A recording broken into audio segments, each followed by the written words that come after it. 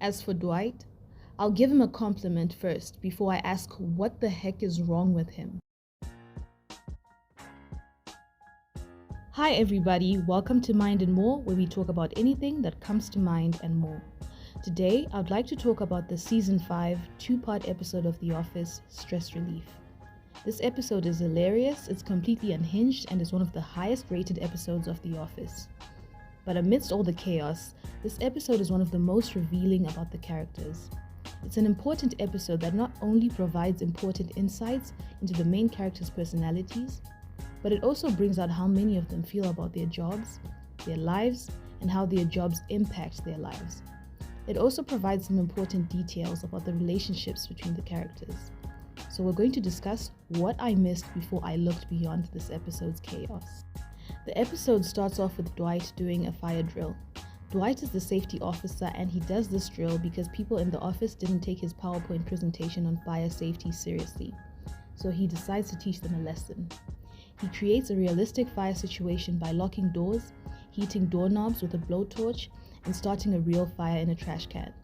Instead of anyone in the office immediately noticing the smoke, Dwight has to make remarks and cough before eventually Pam notices. This delayed reaction shows just how checked out the office workers are. No one is alert, everyone is just going through the motions. But anyway, once the smoke is noticed, chaos ensues. Michael freaks out while yelling for everyone else to calm down. Stay calm! Wait. Everybody calm down! Kevin breaks into the vending machine, choosing to take time to loot snacks instead of saving himself. Jim and Andy try to break down doors with the office copier. Oscar tries to escape through the ceiling but falls through, and Angela throws her cat, Bandit, into the ceiling, which falls through as well. Dwight reveals it was just a drill, and Stanley immediately has a heart attack and passes out due to the stress of the whole situation. What does this scene tell us about the characters? Despite being the highest in authority and therefore being responsible for his employees' safety, Michael is quick to panic. He even shouts for everybody to save themselves at some point, and I get that this is a stressful situation, but this shows a failure to take responsibility. He also tells everyone to be calm while simultaneously panicking. This is one of the first signs in this episode of Michael's lack of self-awareness. However, when it's revealed the fire's fake, Michael is also quick to step in with genuine concern when Stanley passes out. As for Dwight, I'll give him a compliment first before I ask what the heck is wrong with him. This fire drill is intricate, which emphasizes his detailed and practical nature. But let's think about this. Rather than doing a regular fire drill where people are made aware that it's a drill, Dwight decided to create a very realistic and terrifying fire situation where people end up panicking and destroying company property. And worst of all, someone ends up having a heart attack. I have questions about Dwight's sanity, but I even have more questions about how he was elected as safety officer. Surely someone more stable like Oscar, Phyllis, or even Jim could have taken on this role. In separate episodes, Dwight brought in a goose that had been ran over to eat for Christmas, and his firearm went off in the office. He is a walking health and safety risk. After this incident, Dwight and Michael are called to corporate to have a meeting with David Wallace and another dude whose name I don't know. In this meeting, Dwight doesn't seem to understand why his fire drill was inappropriate and dangerous. This shows how Dwight often doesn't have adequate empathy when dealing with other people. During the meeting, after a few of Michael's shenanigans, when David mentions Dwight getting fired, Michael quickly steps in and instead says they're going to strip him of his safety officer title and donate part of his pay to a charity he doesn't like. The way he manages this may seem random and like Michael just being Michael, but he actually lightens the mood and manages to make corporate let Dwight get off easy. Because Michael is so unserious, he sometimes gets away with things without anyone noticing. Anyway, this is another display of Michael protecting his employees. He also leaves feeling responsible for Stanley's heart attack, reinforcing that he does care. In the next scene, during his confessional, Michael says offices are a place where dreams come true. Michael takes an idealistic approach to his job. He holds some optimism, which is juxtaposed to Stanley's confessional that is pessimistic. In his confessional, when he gets back after recovering from the heart attack, Stanley says his doctor told him he was going to die if he didn't relate positively to his surroundings, and that he's going to die because he can't. In another confessional, he shows disdain for his job because he feels like he's working at his own casket. This is funny, but this is really sad. Work takes up nearly half of each day, and hating your job so much that you feel like there's nowhere to go and you're just working towards your death is depressing. Michael then schedules CPR training. I guess this was a way to improve health emergency preparedness. He points out that the dummy the trainer brought has no arms or legs, and then adds some inappropriacy with the hint of fat phobia when he tells Kevin he also exists with no arms or legs. Michael is not just fat phobic in this episode, he also makes racist and homophobic remarks constantly. Although it's inappropriate and unnecessary, it never feels like it's truly mean-spirited. Instead, it speaks more to Michael's lack of self-awareness, because he thinks it's funny, and I'd understand if this makes his employees dislike him. During training, they're asked to practice resuscitation on a dummy, but none of it goes to plan. Michael, Andy, and Kelly eventually break into song and dance. This is reflective of how the people at the Scranton branch just can't take things seriously, which is what Dwight complained about in the opening scene, but also how they're like family and can be silly together.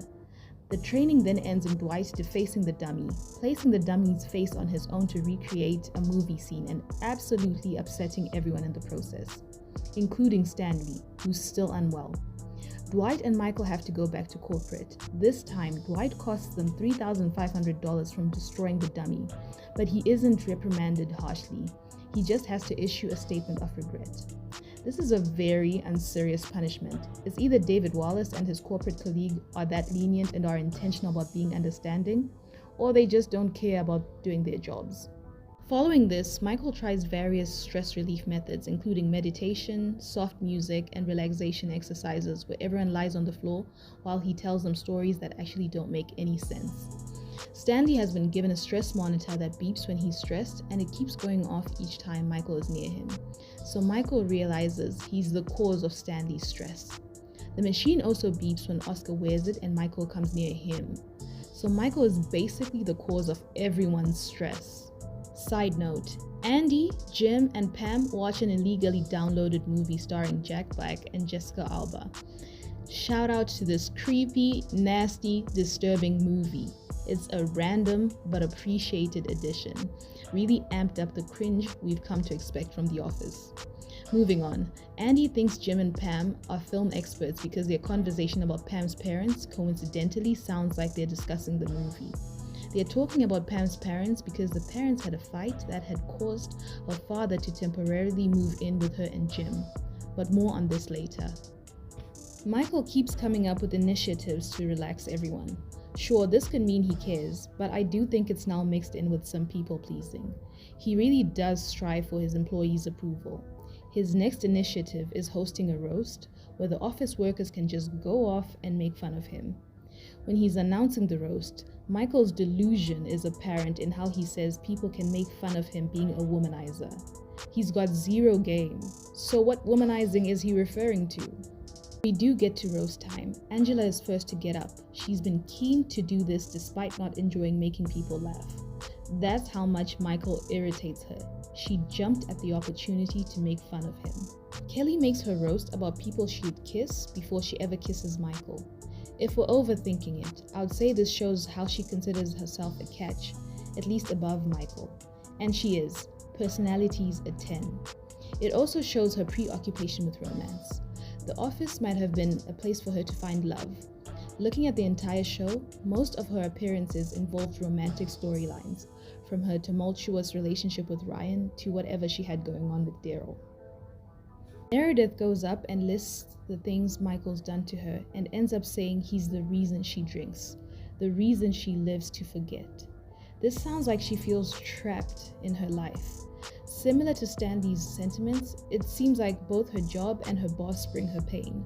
This is truly sad. She's frustrated with Michael, but he pays no real mind to what she says. He's oblivious to how much he distresses his employees. Again, a lack of self-awareness. Oscar's roast is not really a roast, he just shouts at Michael in Spanish. This emphasizes his frustration for Michael, but on a positive note, it also showcases his cultural pride. He feels comfortable to express himself in his native language in the workplace. When Toby goes up to present as well, Michael refuses him a platform to also roast him. Toby doesn't fight back. This incident doesn't just show that the dislike between Michael and Toby is one-sided, but how checked out Toby is. Michael drains him. The work probably drains him as well. He can't even muster the energy to respond. Now I'm sure at this point you're catching on to the fact that many people at Dunder Mifflin are drained by their jobs. After all these roasts, Dwight then goes out of his way to defend Michael, saying that his peers are disrespecting a superior. Here Dwight misses social cues, but that's not uncommon for him. Dwight lives in his own world, but he also shows loyalty to Michael. However, when Michael tells him he's an idiot, he lashes out at him, telling him he's a small man with no friends or land. This displays that even Dwight, who would probably die for Michael, has his limits if he feels his loyalty is not being reciprocated. The roast eventually ends in Michael getting overwhelmed and emotional and leaving. Michael is sensitive and all he wants is to be accepted by his subordinates, so a roast where everyone airs out their grievances without any compliments to balance it out got to him. Michael takes some time away and everyone at the office feels bad for going so hard on him. At this point, I'll go back to Jim and Pam. Pam's father comes to visit and lets her know that he'll be leaving her mom, and this is unfortunate, but the reason is actually sweet. When Jim spoke to Pam's dad about how much he loved her, Pam's dad realized that he'd never felt that way about Pam's mom, even at their best. That made him realize it was right to part ways. Throughout the episode, Jim had been supportive of Pam, and the depth of their love for one another really shines in this one. Michael doesn't stay down and comes back to the office where everyone lets him know they feel bad. Michael shows resilience and returns with his own roasts for them. This scene ends up with everyone laughing off the roasts. It feels like a family moment. Families can fight, but they eventually figure it out. Stress relief brings out a lot of Michael and Dwight's character traits. Michael is shown to be caring, protective, idealistic, and resilient, but also lacking social awareness, delusional, people-pleasing, and being a downright pain in the neck at times.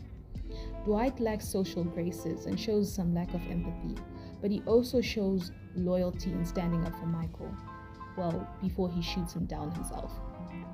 On the sad side, it shows the misery Meredith, Toby, and Stanley experience at the office. On the lighter side, this episode also brings out the friendship between Andy, Jim, and Pam as they spend time watching movies together, as well as the love between Jim and Pam and how Jim supports Pam through her parents' fight. It also shows how much the employees care for one another when they all show concern for Stanley's well-being at different points in the episode.